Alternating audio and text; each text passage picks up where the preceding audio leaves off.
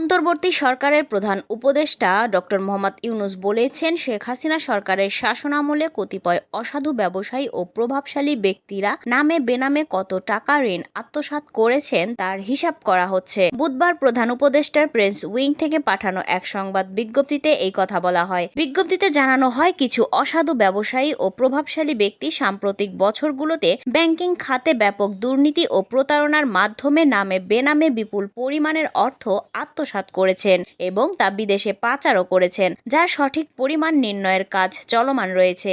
এই আত্মসাৎকৃত অর্থের পরিমাণ লক্ষাধিক কোটি টাকার ওপরে হতে পারে ধারণা করা যায় বলে বিজ্ঞপ্তিতে উল্লেখ করা হয়। প্রভাবশালী ব্যক্তির নাম উল্লেখ না করে বিজ্ঞপ্তিতে আরও বলা হয়, এই ধরনের দুর্নীতি ও অর্থ পাচারের সাথে সংশ্লিষ্ট ব্যাংক ও আর্থিক প্রতিষ্ঠান সমূহের ইতিমধ্যে সংস্কার কার্যক্রম শুরু হয়েছে। এরই মধ্যে ইসলামী ব্যাংক, সোশ্যাল ইসলামী bank, national bank, United commercial bank, global ইসলামী ব্যাংক, ইউনিয়ন ব্যাংকের পর্ষদগুলো পুনর্গঠন করা হয়েছে।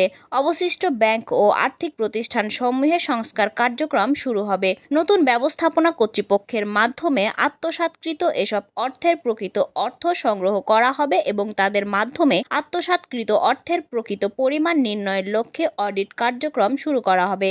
বাংলাদেশ ব্যাংক ও সরকারের অর্থ আত্মসাৎকারীদের দেশি বিদেশি সম্পদ অধিগ্রহণ এবং বিদেশ থেকে ফেরত এনে ব্যাংকগুলোকে পুনর্গঠনের লক্ষ্যে কার্যক্রম হাতে নিচ্ছে অন্তর্বর্তী সরকার। ব্যাংকগুলোকে এই পুনর্গঠন এবং আর্থিক খাতের কাঠামোগত সংস্কারের সময় সাপেক্ষের ব্যাপার। তবে সরকার বাংলাদেশের আর্থিক খাতকে আন্তর্জাতিক মানসম্পন্ন করার ব্যাপারে দৃঢ় প্রতিজ্ঞাবদ্ধ।